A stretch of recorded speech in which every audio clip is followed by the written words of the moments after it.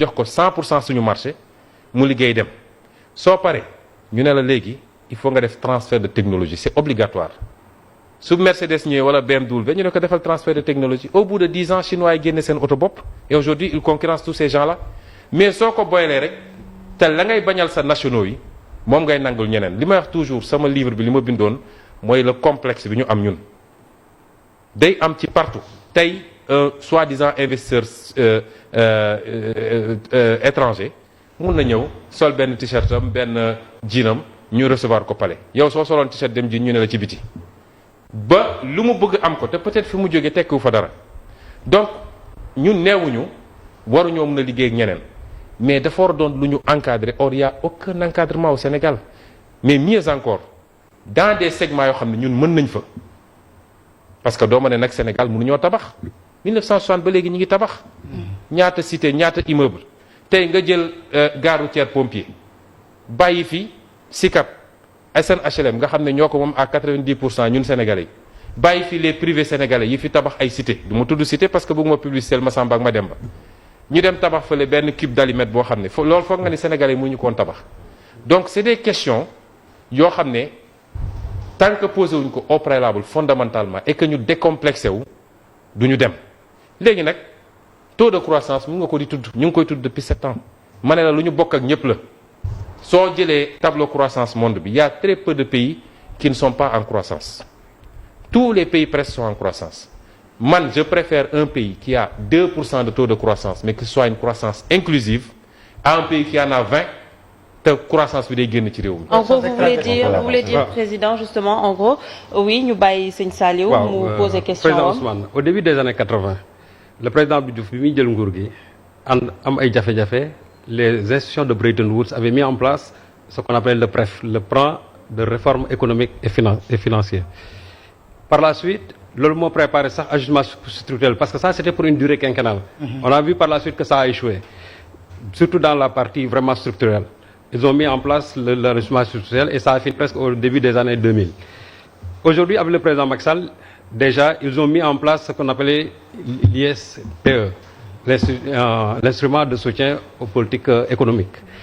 aujourd'hui ils ont mis par la suite ce qu'on appelle le ICPE l'ICPE c'est ça qui a favorisé aujourd'hui ce qu'ils ont mis en place ce qu'on appelle la stratégie de recette je ne sais pas SRMT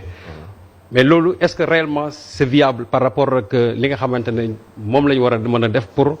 au moins am une bonne politique fiscale parce que le chef de mission bi ñëwoon fii récemment au Sénégal au mois de septembre moom ci boppam loolu la prôné c'est-à-dire il faut qu'on mette en place une stratégie de recette pour mën a améliorer non seulement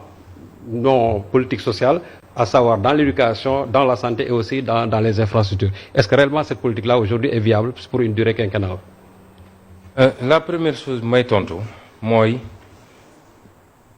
il faut que ñun ñu xam ni suñu développement du jaar ci FMI du jaar ci Banque mondiale du jaar ci France tant que loolu dugaluñ ko suñu bopp du ñu dem fenn gis nga FMI Banque mondiale keneen saa yu ñu félicité Sénégal rek man je tremble parce que dafa loolu mooy ni nekkuñu ci yoon bu baax parce que ñoom dañu des instruments yu nekk au service de quelque chose et c'est pas au service de l'Afrique malheureusement suñu nee FMI suñu nee endettement Sénégal garaawul endettement bi c'est soutenable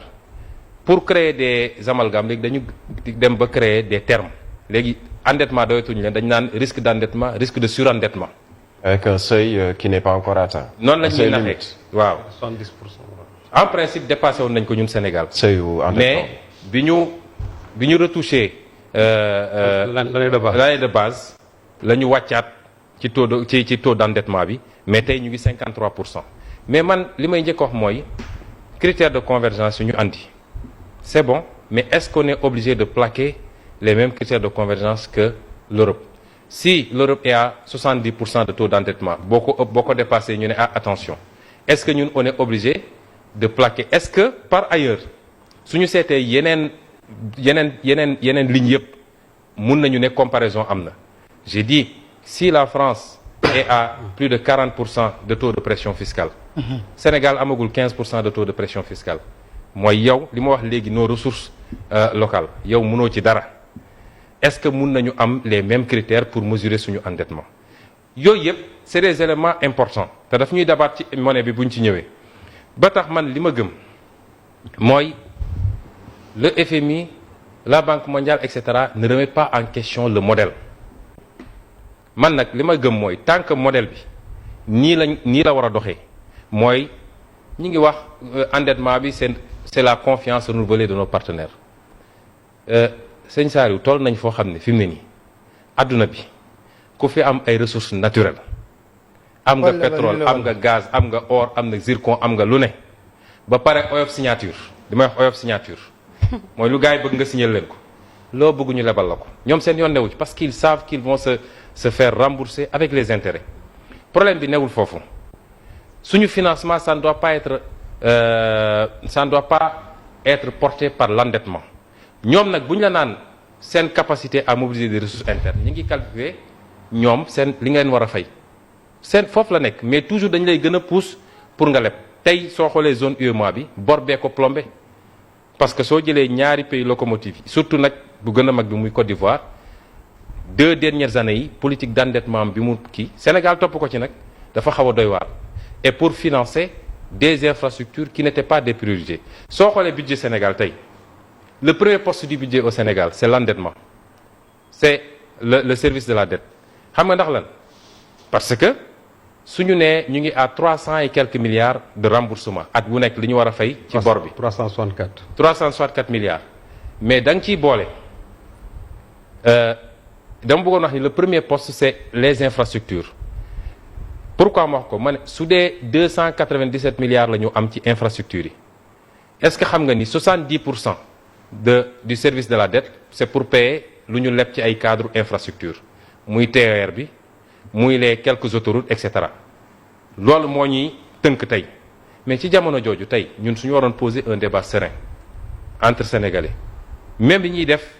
ci biir ne dañuy désenclaver muy PUMA bi muy PUDC bi et cetera nga xam ne yooyu du woon sax cëru état parce que tey collectivités locales yi ça sert à quoi suñ demee ba ñu ne Promoville état bi mooy dugg ci koñ bi di goudronner ay tali diggante buntu kër yi mais les collectivités locales ça sert à quoi donc loolu moo ñu andil niveau endettement bi ñu am et suñuy poser toujours le débat par rapport à la mobilisation des recettes c'est pas par rapport ak ñun ñu am les capacités d'agir sur notre santé publique qui est complètement à terre ñëpp xam nañ ni fii Sénégal ku fi am ay moyens doo fi fajoo waaye nag ñun amuñu ko ñoom ñu ko am chaque année ñu ngi leen defal évacuation sanitaire. et malgré la couverture maladie universelle. waaw la couverture maladie universelle xam nga loolu dañ ciy boole nit ñi ak sénégalais yi la couverture maladie universelle ne doit pas être une priorité ci réew mu mel ni Sénégal nu ñuy def ba am une croissance endogène croissance boo xam ne day am inclusion financière ak suñuy entreprise ñu créer emploi nga ñëw ci benn kër fekk fa 10 waxambaane yoo xam ne kenn ku ne toll na ci liggéey juróom yi jàng nañu université wala formation ñi ngi toog nga ne kër googu naa leen jox 100 000 francs par année à peu près quoi 300 et quelques francs par jour ak nga fexoon ba ñaar wala ñetti xale ci kër googu am liggéey di fayeku 150 000 ban moo gën ci weer. loolu indi délégation à l'entrepreneuriat rapide nga xam ne ndaw yi également ils pourront soutenir justement cet effort ci xam nga entrepreneuriat rapide terme bi ci boppam dafa poser problème l'entrepreneuriat jamais rapide. S'il est rapide. Le financement qui peut être rapide. Il n'est pas bon. C'est le financement qui peut être rapide peut-être. Waaw. Mais... Très bien. Alors dañuy revenir un peu ci parmi bien sûr points yu président de la République développé. ci biir développement am dégg nañ ci Pape Alé président muy waxu éco tout à l'heure tudd nga ko muy monnaie boo xamante ne dina entrer peut-être en vigueur fii ak juillet 2020 ñu bëri mu amoon coow par rapport ak éco boobu ñu bëri jàpp ne que ñi doon xeex français fa jàpp ne que éco toujours day nekk benn mainmise des multinationales par rapport ak suñu économie yow éco boobu ñuy wax naka nga ko jàngatee. waaw am na ci ñaari dimension bu ci njëkk c'est une dimension politique ba ci ñaareel bu muy une dimension technique man dama wax sànq ni dama kontaan tey bu ñu demee ba débat public africain bi léegi ci yii la. parce que coow li c'était ci yeneen xaste kii moom a neex kii laa àndal kii laa bokkal li te loolu du woon priorité Afrique du priorité Sénégal volet politique li ma ciy njëkkee mooy moom Macky Sall ak Alassane Ouattara du ñu sàcc victoire bi parce que man pour man ECO victoire la d'étape te dinaa ci développer léegi mais du seen victoire ñoom victoire u sénégalais ak africains yi nga xam ne teel nañ jël seen responsabilité ne franc CFA bi baaxut te du ñu jëme fenn mun naa ci wax ay nit yoo xam ne mouvement citoyen lañu. J'en profite pour rendre hommage encore à Guy Marius Sagna injustement retenu en prison. ci bés boo xam ne ci weer woo xam ne ak bés boo xam ne surtout ci diine gi mu bokk dafa am lu mu tekki bokk na ci ñi ko xeex ak ñi mu àndal ñëpp ñu mel ni ay ñoom Kémi Séba mu am ay officiels ay autorités ñu mel ni Kabab ko defe naa la tudd Mamadou Coulibaly de la Côte d'Ivoire. dama doon ñëw ci personnalité truc mu am ay politique ñoom Mamadou Coulibaly fii Sénégal man mun naa modestement ni ñun bi ñu dooree ci politique bokk nañ ci les rares hommes politiques yoo xam ne dañoo teel a wax ni franc CFA bi baaxut mi ngi suñu programme ma bind ko ci livre tamit ci jamono jooju moom Macky Sall fu ne la daan wër naan franc CFA c'est une bonne monnaie Alassane Ouattara fu ne la daan wër ne franc CFA c'est une bonne monnaie il y a même pas quelques mois Perron-Élysée la taxaw ne Macron ne ko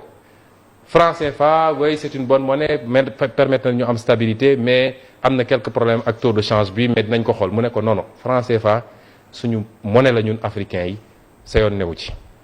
kon ñoom dañoo dëggaloon ni franc CFA monnaie bu baax la ñun ñu leen monnaie bu baaxul kon buñ ñëwee tey ba ñu ne ñi ngi réformer monnaie bi su baaxoon duñ ko réformer neewuñu woon lépp dafa bon nag mais dañ ne monnaie bi mënuloon permettre l'éclosion bi ñu bëgg ci zone bii ñu nekk nii par exemple sànq wax naa ñuy fexe ba endetté wu ak suñu monnaie mais loolu mënuñu ko am avec une monnaie parité fixe. Mais est-ce que véritablement quelque chose a changé? maa ngi ciy ñëw parce que dimension politique dafa am solo Pape Ali xam nga su ñuy wax monnaie nit ñi dañuy jàpp ni monnaie affaire économique kese la. am na démb benn article une question de souveraineté. am na benn article bu am solo bu ma lire démb